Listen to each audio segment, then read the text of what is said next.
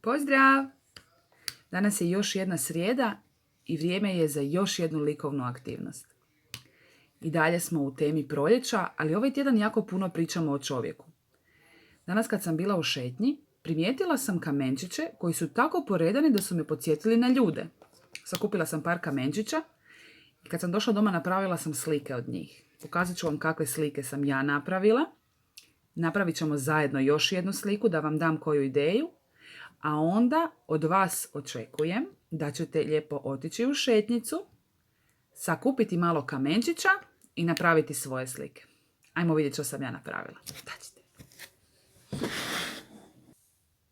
Evo, dragi moji, sve je spremno za jednu novu sliku. Ono što ćete trebati, jedan papir, može da bude malo tvrđi neki kartončić, trebat ćete kamenje.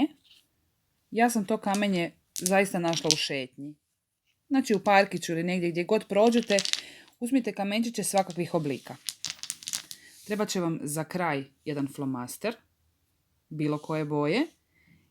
I možda ako negdje nađete da dodatno ukrasite vašu sliku, uberite malo cvijeća i travčica. Pa ovako, možete se igrati sa tim kamenčićima na svakakve načine i graditi sliku od njih. Evo, recimo, ja ću pokušati napraviti neku sliku.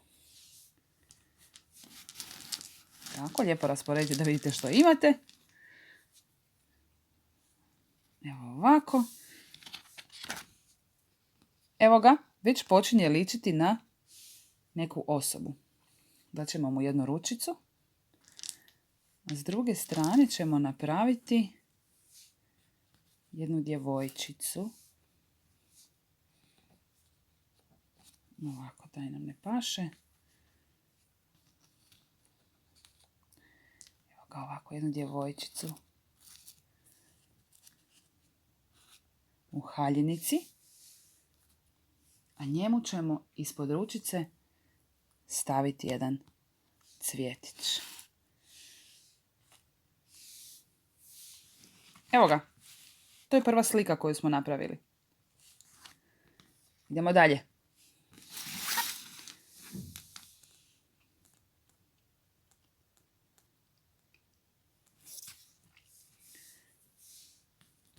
Idemo napraviti još jednu sliku. Recimo neke dvije djevojčice koje plešu. Daćemo im haljin, dvije suknjice. Daćemo im trup. Stavit ćemo im glavice. Evo ga. I sad ćemo pokušati od kamenčića koje smo skupili složiti ručice.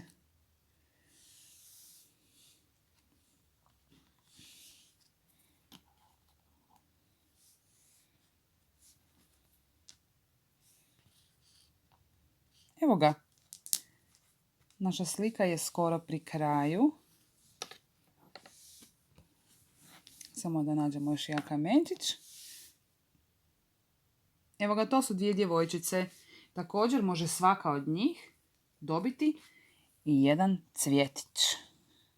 Igrajte se sa raznim oblicima. Radite različite ukrase, a kad ste gotovi, uzmite onaj flomaster i nacrtajte detalje. Možete im nacrtati oči, možete im nacrtati nekakav uzorak na suknjici, možete im nacrtati nekakav nakit na ručicama, cipelice, šta god vam padne na pamet. Budite kreativni, a ja ću vam sada pokazati kako sam ja ukrasila svoje kamenčiće.